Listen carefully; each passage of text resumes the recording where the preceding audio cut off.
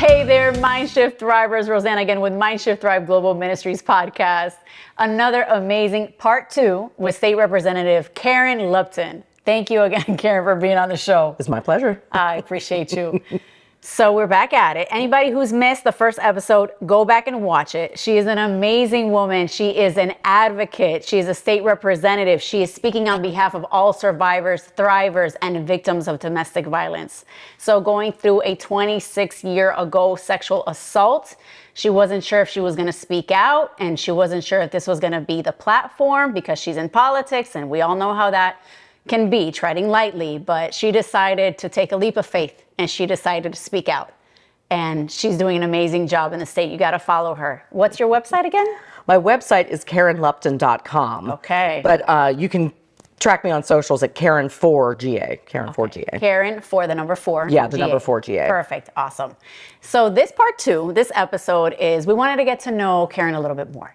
And we wanted to find out her why. We wanted to learn a little bit more about her story, as personable as you want to get. We understand and respect boundaries, and as much as you want to share is perfectly fine. And to just kind of go into a little bit of your healing journey, right? Because it's been a long time coming. It has. It has. Yeah. It's always a process. Always a process, Yeah. right? And that's what I tell a lot of our survivors. Yeah. Give yourself grace. Oh my goodness, yes. Give it time. Yes. Okay. Oh yeah. No one day is going to be like the next, especially when you're up close against it. What were the challenges in the healing journey? For me, I did not have necessarily a community. I grew up in Pennsylvania. Okay. About an hour northwest of Philadelphia. Oh. Yeah. So that's where I came from. And I had moved to Atlanta to marry my husband. We got married 2 weeks after we graduated college, which, yeah, I don't recommend, but it's worked out for us. Right. So we were only married he grew up in Atlanta, so he's an Atlanta native. Got it. So we decided we'd move down here. Okay, great. We had an apartment complex. We lived in an apartment, and I would go walking every day around. There was this golf course across the street from our apartment complex, and I would go walking every day around it. It was 2 miles around. And my in-laws, who had lived in Grant Park at that point for 30 years, everybody assured me that this was going to be fine. This was safe. It was a good place to go. Yeah, it was fine. Okay, I see where we're going now because I'm smiling and I'm like, right? okay. No, it's okay. Okay. If you want me, I can rewind. I can tell you where I came from. No. But, I just got to position myself. But yeah. So about 6 months after I moved here was when the assault happened, and I didn't have a core group of friends. Those friends that I had gone to college with, those people that knew me best, were scattered across the country. Yeah. They were back in Pennsylvania, they were in New Jersey. I didn't have them there with me to hold me through that process. So it was really my husband and my in-laws lived in Atlanta. So I had to find my own community, my people that I felt safe with. Yeah. Because the people that I had spent the last 4 years of my life very close to weren't there. So I was fortunate that my in-laws had taken me to Grady Rape Crisis Center after my attack. So they had a group. How old were you? I was 22.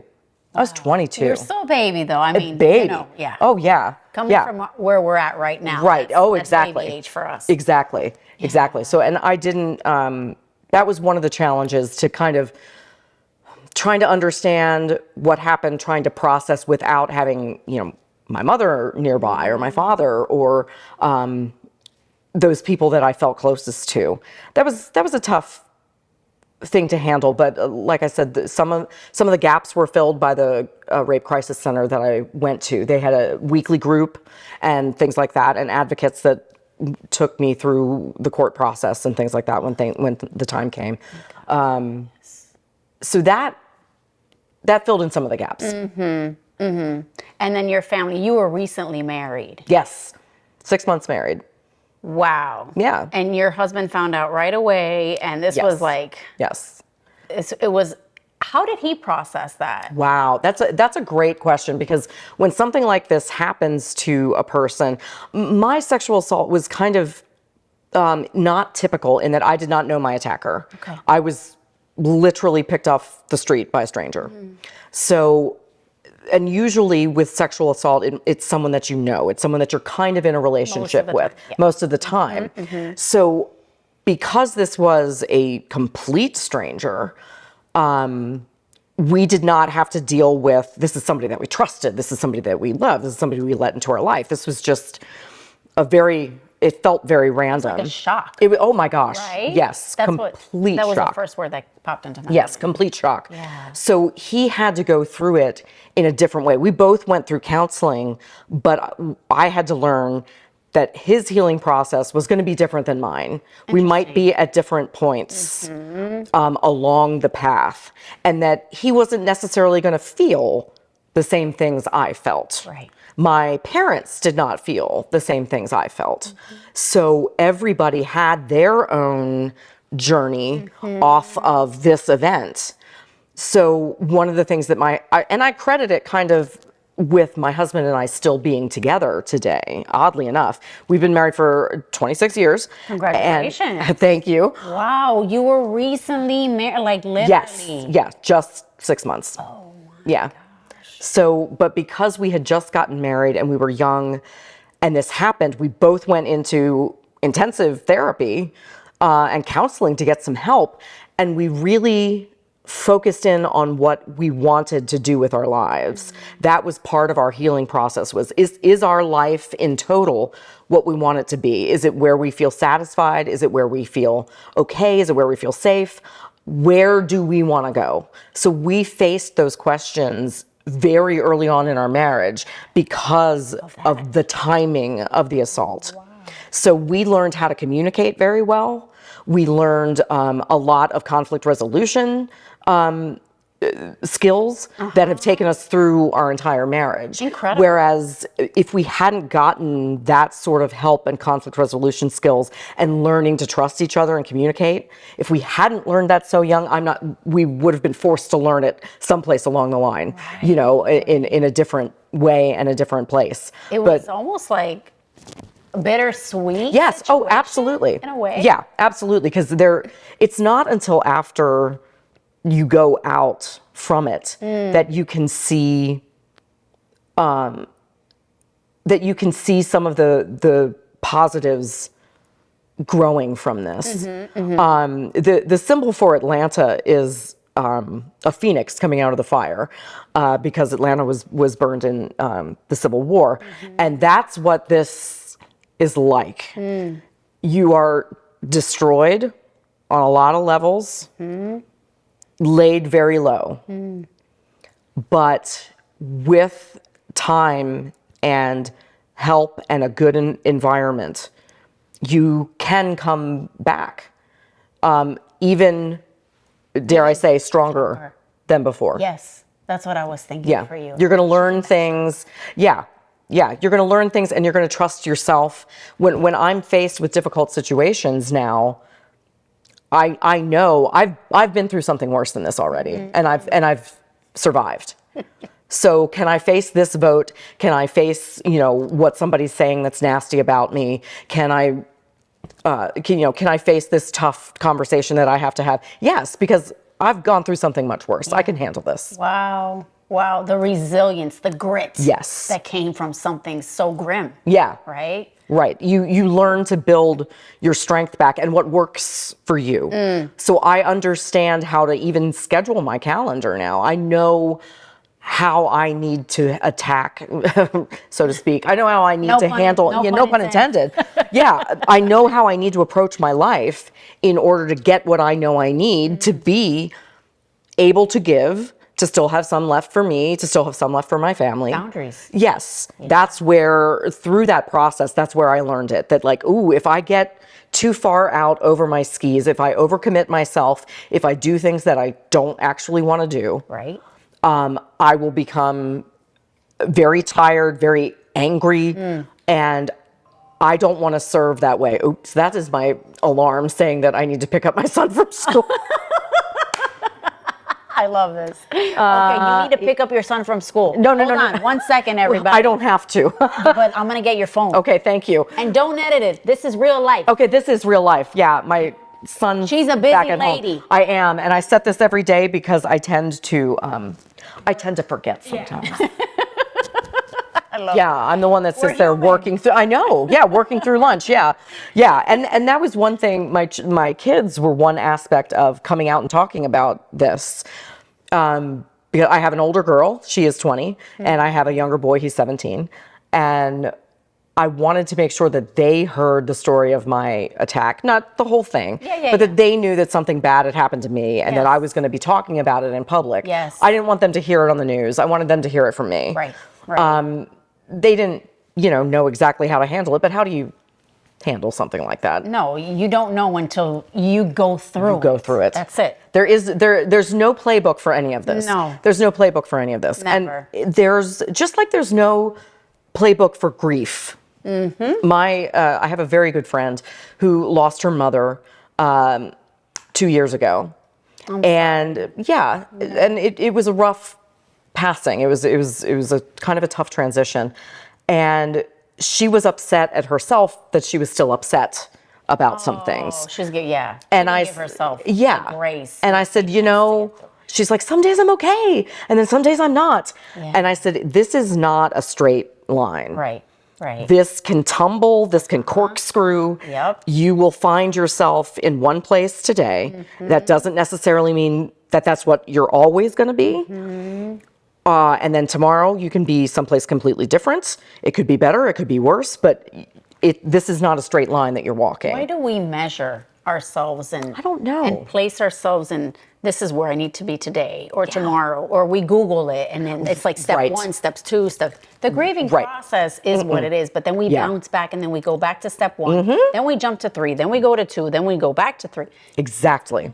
Exactly. Everyone has a different narrative. Yes. So just give yourself the grace to get through it one day at a time. Loving yourself through it all. Absolutely, one day at a time. And giving yourself the grace is really one of the most important things, because I was looking for it from other people. I was looking for other people to tell me that I was okay. They didn't even know how to handle your healing journey. Exactly. They didn't have the answers. No. So it wasn't until I decided that I was worth protecting, that I was worth healing. It wasn't until I got that I could learn to rely on my own instincts, learn to say no when I meant no, say yes when I meant yes, cut out things that I didn't need, add more that I did. Those, giving yourself permission to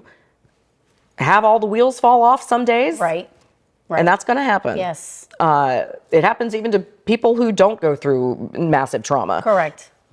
Let them fall off. It's okay. Yeah. You can put them on again. You can stumble. Yeah, you can. It's fine. Come on back. And there are people that you will meet along the journey that will help you. We don't do it alone. We don't do it in a little vacuum.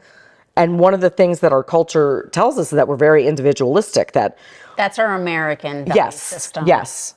And it does not serve us in this healing journey. It doesn't serve us. No, it's a holistic approach. It's a comprehensive plan where everyone gets together. Everyone has their own skill set. That's why you went to counseling. You didn't even know you were going to counseling for what was going to lie ahead in your marital difficulties are going to happen. Oh, yeah. We don't know what it's going to look like. We don't know when it's going to happen, but they're going to come. Yeah. So imagine those skills that you learned from the sexual assault helped you in other areas of your life. Absolutely. Okay. Absolutely. So for sure, counseling in your healing journey. Yeah. Some support. I know your friends were everywhere, scattered across the United States. Friends were far away. Was there a role model? Did you have a faith-based community? Was there anything else going on in the mix that helped you along your journey? I had, I got a degree from college in vocal performance. I was a singer. So I found that going to rehearsals, going to choral rehearsals and singing was a place where I could be completely in the moment, and I wasn't, the stories that I was telling myself and the fears that I was feeling didn't have room to be in my head and in my body, because I was just focused on doing this thing. That was very, very healing, because, I mean, music touches your emotions as well. Absolutely. And I remember I learned right after I was sexually assaulted, I started rehearsals for a concert that was going to happen later that spring. And I remember it was 2 months, not even maybe 2 months after the assault. And I said, wow, this piece of music really helps me handle some of the anger that I'm feeling from this. And she said, does it normally take this long to get over something like that? What? Yeah. She said that? She said that. And 2 months.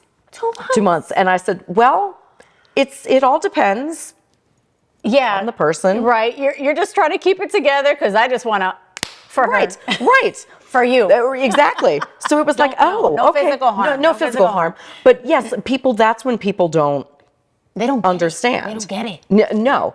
And it is like a death in that some of your trust in the world has died. Some of your, depending on what may or may not happen in the judicial system, the safety ropes of life have let you down. The lack of empathy. The grief of, I've lost this life. I've lost this life that I used to have before this. I remember my first wedding anniversary. I was married about 6 months before I was sexually assaulted, and about 6 months later was our first anniversary. And I just sat with our wedding album and cried and cried and cried, because I knew I could never be that person anymore. That person who was in that photo book was gone. Wow. And that was very, very, very painful. So grieving that loss of the life you had before is important to acknowledge. And nobody would ask you, oh, have you gotten over your mother dying yet? Like, nobody would ask you that. No, of course not. So this is a process. And even today, I know what will trigger my fear. Taking an act of violence so lightly is it's so disgusting. Yeah. I'm sorry to have to say that word, It's but I okay. gotta put it out there. It's okay. Yeah. And people can really lack the sensitivity of sitting in their thoughts for a little bit before they spew out something so Before they say something, Something so painful. Yeah. Because I'm sure that didn't sit well with you. No. Wow. No. Yeah. But she was my director. I just had to get back to rehearsing. It's like, how do I forgive this person later? Right. Not right this second. Yeah, but I'll later. think about this later. She doesn't know. She clearly doesn't know what's going on. No clue. Yeah. Yeah. Okay. So as your music director, and you used music to help. That was definitely a that big was your stepping focus. stone. Okay. To help me heal. I journaled a lot. And I had a really, really great relationship with my counselor. So it was a lot of behavioral therapy. So I had kind of assignments, Homework, to do, like like homework. assignments. Yeah. So I had ways to work. She kept you focused Yes. on progressing towards healing on that and paying attention to the thoughts and the feelings and coming together and trying to understand and unravel to then rebuild. It's so important. Counseling is so goodness, important. yes. I'm so glad you got it right away. I know. And that was because Was a gift. Oh my gosh, it was a gift. And it was because my parents found it. I was too much of a wreck and too new to the area to know any counselors, to find anything. I just didn't know. Right. So besides the group that was meeting at the Grady Rape Crisis Center, I didn't know where else to go. So my parents called around and found a counselor that Yes. knows that that how could to see deal me. with Yeah, and trauma, victims. Yeah, sexual assault. So she counseled my husband and I separately for years. And so we could, like I said, he went through his own process to heal. My parents did, the people around me who were affected by this had to go through their own process as well. And I had to give them room, especially my husband, because I'm living with him, I had to give him room to heal in his way. while I did mine. Incredible, huh? And still be there for each other. Absolutely. So yeah, it's what a remarkable he's a great guy. story, though. How you were able to take something so painful and bring it to light and find a new identity, a new strength within you that you never thought was possible. Yeah. Right? From something so tragic that happened. It was a freak accident. Yeah. It was something. It was very, very random. Very random. It was just I was on the wrong street on the wrong day, and that's just what happened. So now that I know that I have this strength inside me, I don't know if even maybe 10 years ago I could have been so vocal, but now this far out, it seems like a shame not to be. It seems like I'm not doing my part to. If I stay quiet, I'm not doing my part. So now that I am in the role that I'm in, I'm thrilled to be able to speak to people about. No, actually, this is what happens. This is. I mean, I can only speak again from my experience, but I know a whole lot more than a lot of people who are making decisions about these things. And I can speak from my experience. That's a great point because they need to hear you. They need to hear it. They need to hear it. They don't know if you don't tell them. So why politics? What made you decide to get into I'm thinking, okay, music. She has a degree in music, and which is really cool because I love the arts. But I'm like, how did she transition and cross over to that? It was interesting. When I was growing up in Pennsylvania, my family was very involved they were very involved civically, right? My grandfather was president of the city council. They were always involved in the city parades and celebrations. My hometown, only a mile square in Pennsylvania, okay, had a van that would drive around every election day with a sound system saying that you have to get out and vote. Today is election day, people. Wow. Go to the polls. Yes. Go to the polls, go to the polls. Yes. So I grew up in this environment where that type of civic engagement was really valued. Yes. So when my kids got to a certain age and I knew that, okay, I'm not here every night cutting up food and changing diapers, I now have a little bit of energy in order to give back. Yes. Thinking about running for office was one of the first things that I thought about. And I think a lot of it had to do with my family history. Just that I'd seen my family serve the community in this way. So I kind of investigated, there are lots of levels of government. There's very local, your city councils, there's your county level, state level. And I didn't think that I wanted to go to the city council level, but that's what I ended up running for when I attended a couple meetings and realized how they affect our spaces where we live. I said, oh, I'd like to be a part of this. And when I realized, when I got a good grip on what that affects, redistricting happened after the census in 2020. I was drawn into someone's district who was running for another seat. So this was an empty seat and a state senator that I had already had a relationship with. I had volunteered for her and things like that. Okay, got it. Which was another entree into the political world. She said, hey, you want to run for the state house? And I said, okay, yeah. Is this what we're doing? Is it? Yeah. I was like, okay, well, this is happening a little fast, but okay. yeah, you don't say no when there's when there's not an incumbent in the seat. Right. Yeah, it just came and knock, knock, knock. And I said, my answer is yes. Let me go talk to my family and I will get back to you tomorrow with my yes. But I'm not going to tell you yes officially until I discuss this with my family. This is a tentative. My kids thought it was great. My kids were so excited. They were very sweet. I mean, and my husband too, he's completely supportive.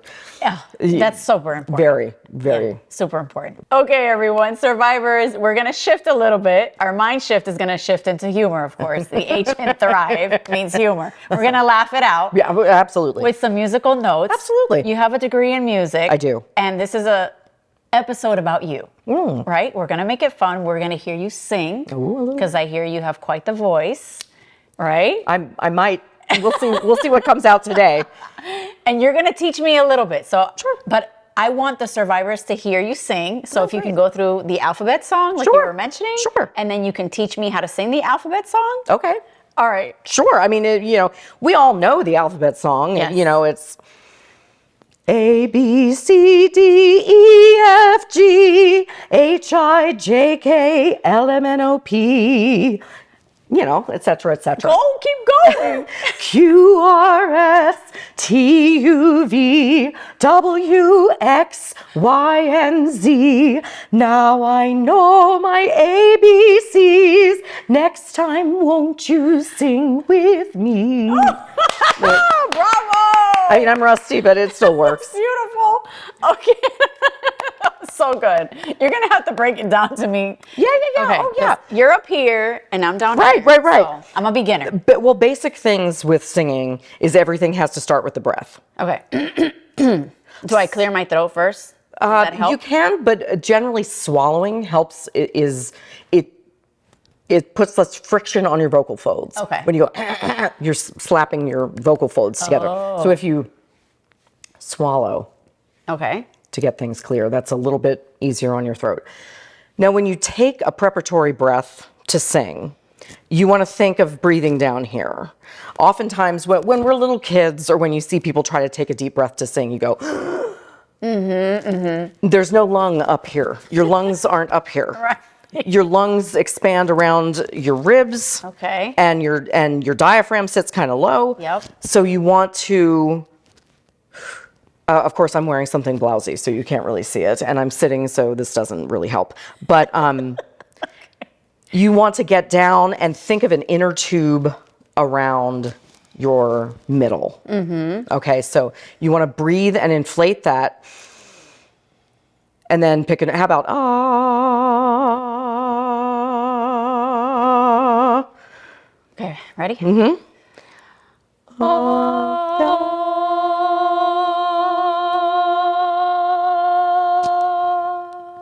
Oh, excellent. Wow, what a lovely tone. Really? Yes. Yes. Oh, that's great. Oh my gosh, I'm so excited. That was great. Can we get right into the alphabet song? Yeah, absolutely. Okay, Do you, I don't know what key we're in now, but. So you started, okay, can we do it like in sections? Sure.